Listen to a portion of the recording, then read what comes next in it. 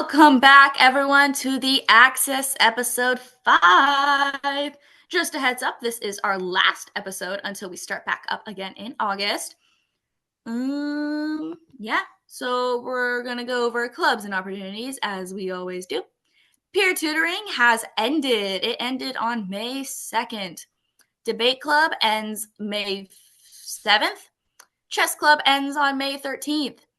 Any new club ideas, you can work on them throughout the summer, along with any paperwork that needs to be filled out. If you need help with us with that, go ahead and email us at globalpeertutors@gmail.com. Same if you need any help that you would get in peer tutoring that you can't anymore because that's done. Go ahead and email us. That is globalpeertutors@gmail.com. Another fun thing is I am hosting a poetry contest. So we're going to have that interest form and everything linked on our website. If you would like to go ahead and enter in a short story poetry contest, that would be phenomenal. At the end of the year, once I have everything, I am going to, it's not more of a contest, it's more of a thing. We're going to make it all into a book and make it all fun, and then we can share it with everyone. So yeah, that's that. Today we are going to be talking about job tips and tricks. So that is going to be just kind of how to get a job, kind of what to do. Catherine, if you want to go ahead and start us off. Yeah, of course. So when you go for a job, you have to think about your expectations. Don't expect to become the CEO of a company. You're not going for that job. You're going for an entry-level job. You're going for, a job at McDonald's or at the movie theater or a retail store. That's kind of your general group of three of people who work in minimum wage. That's a great entry-level job. Don't expect to be paid too much as well. Same thing with, you're going for an entry-level job, you're going to get paid minimum wage. That's to be expected. It depends on your state, but you could get paid anything from $14 an hour to $16 an hour. It really depends on what state you live in, what it is. Don't expect promotions either. Like, you're not going to get a quick promotion, especially if you are young. Depending on your age, usually you won't get a promotion until you're older than 16. But you can always work and you're always going to get paid. It's just you're not going to become like a shift lead or a manager quite that quick. And don't expect them to Oh, hire you at your interview. And Sky's going to talk about that real quick. yeah. So, real quick with the don't expect a quick promotion, a lot of jobs have an age limit. So, yes, you have to be 16 to work. A lot of the times you have to be 18 to be a manager or 17 to be a shift lead, right? Depending on where you work. Hiring at your interview is actually very rare that you get hired on the spot. A lot of the times it's going to be, thank you so much for coming in for an interview. Thank you so much. We have your resume. We have everything we need. We'll go ahead and reach out to you soon if we move forward with you. If you don't get reached back out to, you didn't get the job. If you do, that means you got the job, right? So you kind of have to wait for them to reach out. If it goes a week or two and you're just curious, you can reach out to them, be like, hey, just wondering kind of where we're at. I personally don't recommend that. If they want you, they'll reach out type thing. Yeah. Now, resumes. Resumes are a huge thing. On the left, we have my resume where it says Skylar. And then on the right, we have a couple things from Catherine's resume. You'll notice my picture's blocked off, and my information, but you're going to want to have some sort of professional picture and then your phone number, email, and address so they can send stuff. You're going to want your name and grade level. Again, this is just what I have on mine and kind of what I recommend. A little bit of it about me, who you are, what you do, that kind of stuff. Work experience. If you don't have any work experience, like at a job, that's fine. You can put any volunteer things you've done. Education, you're gonna want to put in kind of where you've been for your education, kind of what schools you've been to, when you were at those schools, that kind of stuff. Skills, you're going to want to have, for me personally, I do skills that are going to help me get a job. I'm not going to put, I can do a backflip. I mean, I can't, but like, you're not going to want to put, I can do a backflip, I can do gymnastics, that kind of stuff, unless it's directly related to your job. Achievements, that's where you can have, like, another word for that's awards, as you can see on Catherine's, right? Just kind of stuff that you've done, accolades that you've gathered, and that kind of things. And then, Catherine, if you want to kind of go over what you have on yours. Yeah, of course. As you can see, Sky and I have kind of similar. It differs a little bit. But it really depends on, especially given that we live in two different places and we have two different experiences. Obviously, we're two different people. So I have my education listed in a different format because I'm currently working on an undergraduate at ASU while in high school. So therefore, I have both my undergraduate and my current high school. I included my grades in this because depending on the job you're going for, it can be important, especially if you're going for an internship. You want to have those grades, you want to have that transcript with you, just to show kind of a little bit more about your academic standing. If you're going for a job at McDonald's or something, not as nearly as important. Include different leadership opportunities. As you can see, I have, presidents and what I did. Same thing with awards. Don't include, I would not recommend including like I won the largest hands or the longest handstand ever. Like you don't want to include that. That's not about you. You want to have stuff that's important about who you are, what your character is, and what people say. So I have like my character counts board. I have my, I was team leader of the year. That is something that is about me and about personally my leadership style, who I am, and less about what I can do in terms of like random skills. With my skills, Sky and I have two different approaches to this. You can choose either whichever one fits. I have mine as more technical. Hers is more general, as you can see. So I have the fact I can run a Fourier transform infrared spectroscopy machine. It's very cool. Random skill, but it applies in more of a scientific career, and that's where if you're going for an internship, you want to demonstrate some of those more. Depends on the internship as well, but if you're going for a scientific or like a medical internship, you want to include stuff like that. Same thing, I have a language. If you are good at Spanish or a different language, you want to include that on your resume as well. I have intermediate. That's what I would consider most people to be after a couple years of Spanish. There's basic, intermediate, and then I would say fluent. I'm nowhere near fluent, but you want to make sure that you show your skill level on that so that they don't think you can speak Spanish, give you a Spanish thing, and then it's like, I don't speak Spanish fluent. Want to make sure you list your level. And then I also have extracurricular activities that I have. I listed these not by date, but by how they would showcase who I am in terms of like what I'm going for. Since I want to go for a veterinary internship, this resume is specifically directed towards that. As you can see, I have veterinary club at the top. And then all the rest of the stuff that's more general is lower down here. You want to have everything that you're part of that you think is relevant. Moving on, I think that's it for resumes. You want to make sure you have one of these. Definitely doesn't matter what style. You can even mix Sky and I styles. You just want to make sure you have one. How to find a job.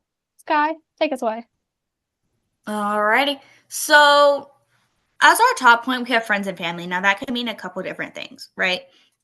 That can mean you have an older sister, brother, sibling who works at a job and you want to have a job there. They can put in a good word for you. That doesn't mean you're going to get the job, but that means my brother wants to work at McDonald's with me. I say, hey, manager, my brother's kind of cool. And I put in a good word, right? Now, if your relationship with your siblings is more so of they're going to be like, hey, my sibling sucks, and they're going to joke like that, don't ask them to put in a good word for you because it's not going to be good. Now, friends and family could also mean me going to my parents, hey, what job do you think I'd be good at? Do you have any recommendations of where I should apply? And they can help you kind of find that. A quick Google search, right? So I live in Gilbert, Arizona. So an example of a Google search I've done is hostess jobs hiring in Gilbert, Arizona, or hostess jobs near me, right? If you go to different companies' websites, for example, I work at AMC currently. So what I did was I went to AMC's website and there's either in like their main menu or kind of at the bottom with all their links is going to be a career tab. Now it could be titled jobs, careers, something along those lines. And that's where you're going to find kind of what they're hiring for and their application process and all that. Catherine has a little bit of a different approach to the friends and family. Catherine, if you kind of want to go through how you got your job. So in terms of my friends and family, I live in a very small area. Everybody kind of knows everybody, small town thing. And therefore, when I get a job using friends and family, it's less of like guys. I also have no siblings, so there's that approach. But I use people who I know. So my mom, the way I currently got my job, or I heard of it in that way, was my mom's friend and coworker was like, "Hey, I own this Dairy Queen store, your daughter should come work for me when she turns, 15 or whatever. So that's how I got that job, is because of that. And I already had like a foot in the door essentially because I was we're all like very friendly and I know the owner's daughter and everything. So that is kind of how I go approach getting a job, is because like I said, everybody knows everybody. There's always going to be someone to set you up with someone to be like, oh, yes, I recommend this person. And it's less of a, I have to ask you for a recommendation letter, more of a just, hey, what do you think about this? Can you help me find that person or get, a meeting with them or a job interview? That is my approach. Again, if you don't have that situation like I do, again, it's fairly unique. Definitely follow Sky's approach. Yeah. Interviews. Take it away. The biggest thing, this is why we put it at the top, is to dress for the job you want. My parents have drilled that into me since I remember them drilling it into me. Of when you go somewhere, when you go out in public, you want to present yourself as who you want to be perceived as, right? So if it's an entry level job, like McDonald's or a movie theater or Dairy Queen or something like that, for your interview, you're not going to want to dress in a suit and tie. You're going to want to dress fun, not like ripped jeans, basketball shorts, crop top t-shirt type thing, right? Maybe, like, for example, at my McDonald's interview, I wore yellow cargo pants and a colorful long sleeve button up, right? So it was still pretty professional, I'd say, but not super like suit and tie, but not street casual, right? Now, your mid level is going to be your internships, your manager, that kind of stuff. You're going to want to dress a little more professional. You're going to want to dress a little more classy. So that I would maybe say jeans and a polo or button up, right? Now, your professional career, that's going to be your CEO. That's going to be your big shoes of a company, right? That's going to be you wear a suit and tie to that interview and you comb your hair, you curl your hair, you do whatever you need to do with it. The biggest thing I will say is, like, when you go in for an interview, you don't want to be perceived as someone who doesn't care. So you might think having not brushed hair, wearing ripped jeans, or wearing a crop top, or wearing kind of really casual clothing, you might not think that's a big deal. And I'm not saying you can't wear that stuff in general. What I'm saying is, in terms of an interview, you want to show up like you would to work, right? So if you, and I can speak from like experience and what I've seen, if you show up, your hair's not brushed, you haven't brushed your teeth, you're not wearing deodorant, that kind of stuff. Now, again, that's extreme, but they're going to see that. They're going to be like, oh, they can't even take care of themselves. They can't even put themselves together. They're not going to be able to do their job. Now, whether or not that's a correct idea and whether or not that's a correct assumption, you want to present how you want to be perceived. So if I'm presenting myself as kind of a slob, I'm going to be perceived as a slob, right? So another big thing is in an interview, when they say, tell me about yourself. Catherine, do you want to kind of give us some pointers on how to approach that? Of course. So when they ask you, tell me about yourself, they don't want to read what's on your resume. They've likely already looked at your resume to see if you were even qualified to begin to do the interview. And therefore, they don't want to hear your overlook of your entire resume. I'm Catherine Manti King. I'm currently a student at ASU Prep, and I do blah, blah, blah. They've already know that about me. So you want to begin and be more like fun. You want to make it, this is your chance to show your personality. Like they obviously will have other questions, but this is your like intro essentially to showing who you are. So instead of being like, hi, I'm Catherine Manti King, you probably want to start and be like, hi, I'm Catherine. Just leave off last name. They already know your last name. No one is ever going to call you after you get the job, likely by your last name. So it's going to be like, hi, I'm Catherine. I am a student. You could go ahead and say that you're a student, and I like to do blah, blah, blah. It's more about what you do in your free time, what you do aside from school, what you like. Try and make it like unique. So it'd be like, hi, I'm Catherine. I like to help at show clinics. I'm very good with teaching people how to show a steer around, and I enjoy, when I'm at my free time, I enjoy baking cookies specifically, and stuff like that. You want to do something more personal. This guy's going to show you a perfect example a little bit later because we're going to do a mock interview. So just wait through our last slide and then we'll get right into that. Sound good? Yeah. Alrighty. Don't know if you were talking to me or the peoples, but yeah, that sounds great. Everybody. Everybody. It's Sorry. great, guys. All right. Um, so after you get the job, you do not want to be late. Being late is bad.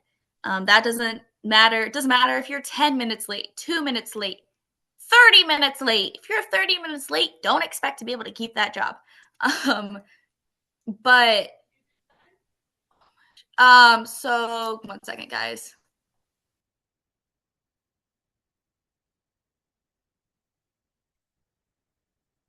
Okay. So sorry about that. Alrighty. So a big thing after you get a job is don't be late. So if you're late, that shows that you don't care about your job. That shows that you're not committed. Work your hardest. Kind of like put your all into that work. Most entry level jobs that you'll be getting as a teenager, you're paid hourly. So you're being paid literally by the second. So you want to put your all into that work. You are being paid to be there. And the biggest thing, Catherine explains this really well. So I'm gonna have her take it away. Of the interview never stops. Yeah. Once you get a job, the interview truly never stops. So once you can leave the building, say you get the job. Obviously, if you don't get the job, it's a different scenario.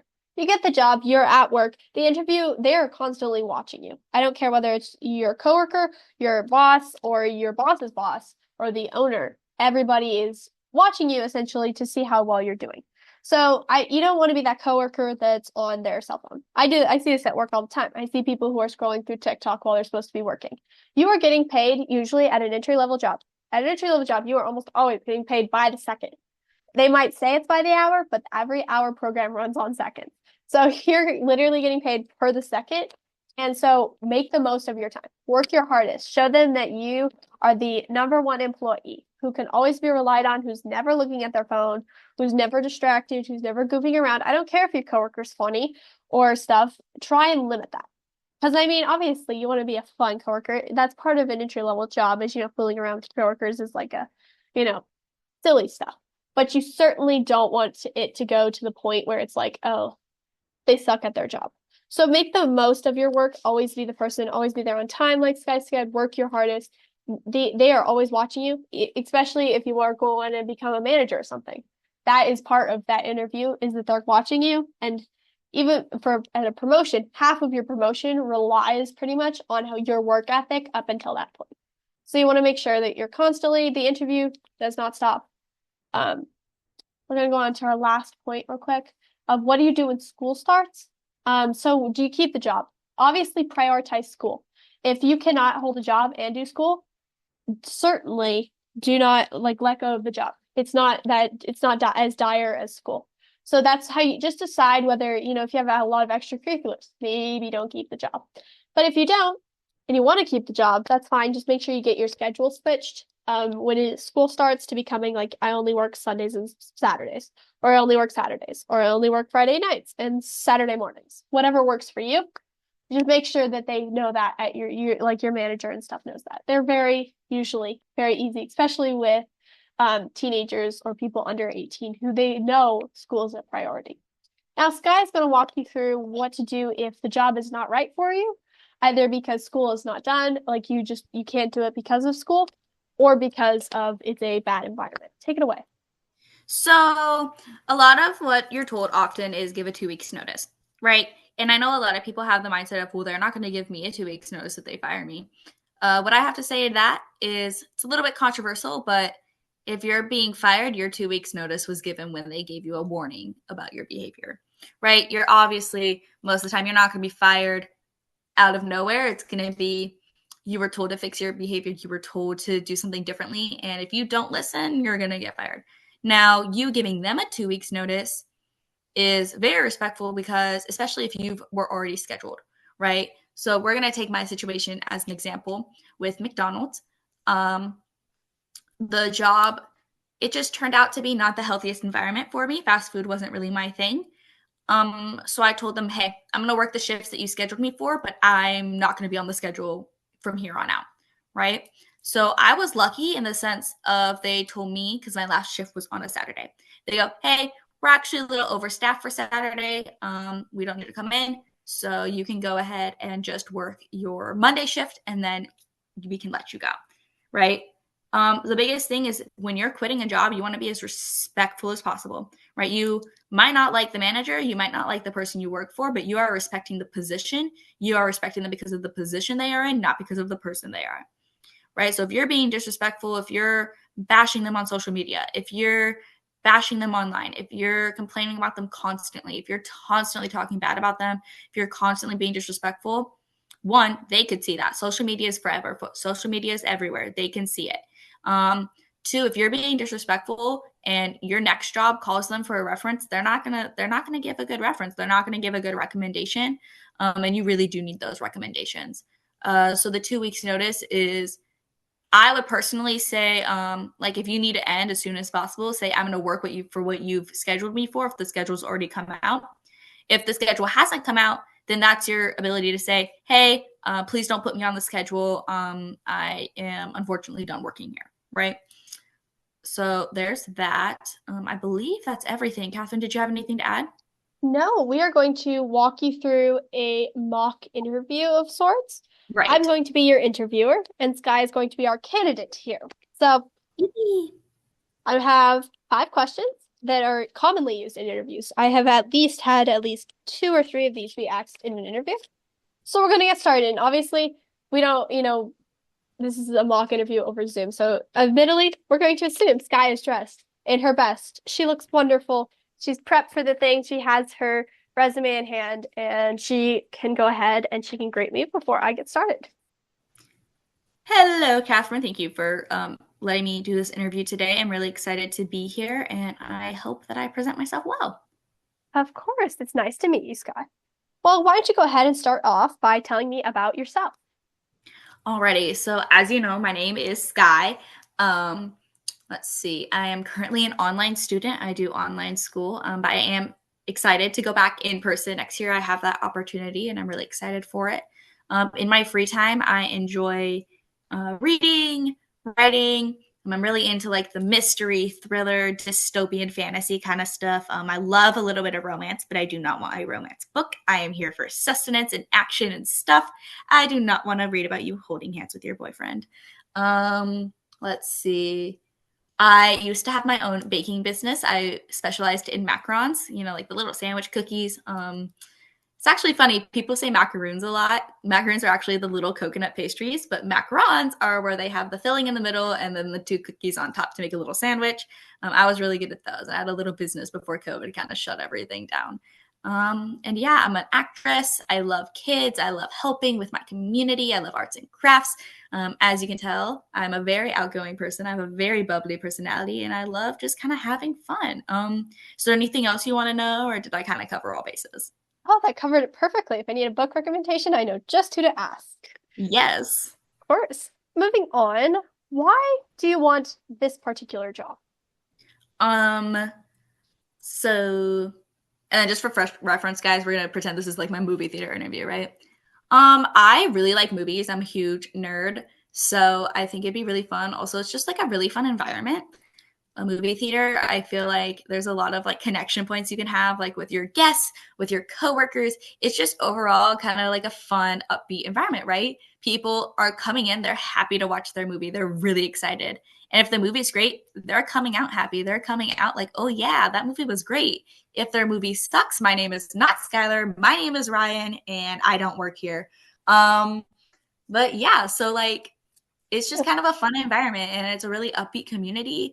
This movie theater in particular, me and my family go to this location often. So I kind of grew up around AMC, and yeah, I'm just kind of really excited to like be in the community and like kind of just like bring a positive vibe to the place. Well, I'm glad to see that you are looking forward to this job with a positive outlook. So, moving on, what are your strengths and weaknesses particularly? Well, I'm really good at talking to people. I have a really good, I'm gonna say like presence, right? I'm very positive. I'm very upbeat. If someone comes to me and they have a negative energy, I'm going to up the positivity in my energy to kind of balance it out, right? My goal is for everyone to leave their interaction with me with a smile on their face. I want to be the little brightness in their cloudy day. That's kind of my goal. So I'm really, really good at problem solving, communication. I'm good at figuring things out. I'm a really fast learner. I'm very productive. If you give me a job, it's going to get done to 1,000% of my ability, right? I'm going to push myself. I'm going to make sure I get it done perfectly. Um, that being said, that is also a weakness of mine. I am very much so a perfectionist. So if you give me a job, I'm going to like get it done and I might stress a little bit like, oh my gosh, it's not perfect, right? One of my weaknesses is, I think my biggest weakness in a workplace is honestly just like how dedicated I get. And I know that might sound like a strength, but I get like so involved, right? To the point where I will burn myself out. So that is the biggest thing for me, is just kind of what I'm working on personally, is recognizing that I've overworked myself and not signing up for more than I need to. But a big strength of mine is I know when to ask for help when I need it, which I know is kind of funny, like counteracting my weakness. But like if I need help with something and I don't know how to do it, I'm not going to struggle through it because I don't want to do it wrong. So I'm going to go ahead and get someone to help me who knows how to do it so things can run smoothly for all of us. Amazing. Well, I'm glad you're very aware of both your strengths and your weaknesses. This is, can be a difficult question, and I know that this might be a little bit um different than some people might ask, but how do you handle workplace conflicts between coworkers and also between customers and yourself? Alrighty. So let's start with coworkers, right? Let's say there's drama in the workplace. Let's say like me and someone aren't getting along. Like I said earlier, I bring positivity to every interaction that I can. I do my best to maintain a positive attitude, 1,000% of the time. Now, obviously, I am human, so that's not going to be like totally true, but I'm going to do my best. If I'm having a conflict with a coworker, it honestly depends on what it is. If it's a small little scuffle, if it's a small little disagreement, I'm not going to let it impact my work. I might, now if it gets bigger, I might ask that I don't be put on schedule with them. And I might ask that if I do, we kind of work in separate areas so that it doesn't impact our work and so that we can still help the customers. Now, if it escalates to where I need help from management, I'm going to bring in management help, not to get anyone in trouble, but just to kind of ask how to navigate it. So I make sure that everyone's still getting their work done and so that our business is still running smoothly. Now, if there's a conflict with a customer, it's kind of the same thing. I'm going to maintain a positive attitude. Most of the time when customers are being rude or aggressive, it's because they need something and they're not quite sure how to ask for it. So I'm gonna be polite. I'm gonna stay calm. I'm gonna maintain the positivity, and I'm gonna try to help them to the best of my ability.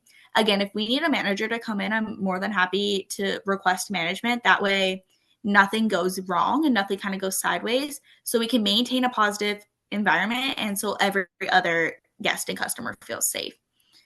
Yeah, that's kind of that. Oh, that was good to see how you handled both situations, and I think a lot of people would tend to agree with you. Lastly, we want to conclude the interview of why should we hire you? I think you should hire me because I'm a very kind of like what I've been saying the whole time. I'm a very positive energy. I'm a very bright, bubbly person. So I think I could bring a little bit of fun and a little bit of light to the workplace. I also think I have a very different perspective on looking at a lot of things, right? Like I kind of have a unique view on the world. So I think I can bring just kind of another take on things, another way of handling things. Um, and it also just might be a little refreshing to have someone new to the team, have someone new with the customers, and like kind of just liven up the place. I'm a really dedicated worker, so anything you need, I will get it done to the best of my ability. And if I can't get it done, I will be the first to tell you. That way, everything gets done smoothly. And yeah, I hope that I have nailed this interview, and I look forward to working with you guys in the future. Is there anything else you need from me? No, that sounds like a great thing. I'm happy to have how you come in today, and I will talk with my other cohorts about this, and we will give you a call back if we think you are the right fit. Thank you for coming in today. This is the part Perfect. where you'd handshake, and then you usually, say, have a great day, and then you leave. You want to make sure you leave because it's My usually meet them in their spot. So usually you'd be like, adios. And then, not adios. You'd be like, it was so great meeting you today. Have a wonderful day. Bye. hope to see you soon. Yeah, hope to see you soon. Something like that. And Yeah. Sky handled those questions beautifully. You want to be, even though obviously you can't see us, which is part of the factor, and we are friends. So there's a little bit of that less intimidation behind that. But when you're in that interview, you want to even if you can't tell what they're saying. Sometimes they'll smile at you. Sometimes, they will have a poker face where you can't really tell what they're thinking. Or if you overthink it, you might think that they're judging you or that they, are like, oh, they don't like me, whatever. Just let that all go because what they are actually thinking, you likely won't be able to see it on their face. Entry level jobs are specifically like that. You just gotta show your best. But if you're going for an internship or something, you definitely want to make sure you still show up and be like, don't be intimidated by if they're not smiling or if they look aggressive or if they look like they're unhappy because it's more about you. It's the interview is all about you, not about the interviewer in this case. Anything you'd like to add? Another big thing that I hope you guys noticed is I was very lighthearted. I was very kind of like goofy. I was kind of joking around a little bit. That's one of the big things you want to make sure you do. You have to remember you're talking to a person. You're not a robot. They're not a robot. This is a human being interaction. So, one of my goals is, like I said during the interview, which is a true goal of mine, is I like to make sure everyone leaves an interaction with me with a smile. Right, that's my goal. So if they don't smile, if they have that poker face, I'm not going to let that diminish me. I'm not going to let that diminish my energy and my light.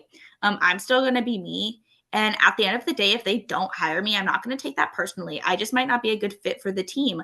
And if they don't want me there, they don't want me there. And that's totally fine. That doesn't mean there's anything wrong with me personally. It just means I wasn't a great fit and I wasn't who they were looking for. Right. So that's the biggest thing, is not to take this stuff personally. At the end of the day, they're not looking for the best person. They're looking for the best person for the job. So yeah, that's kind of that.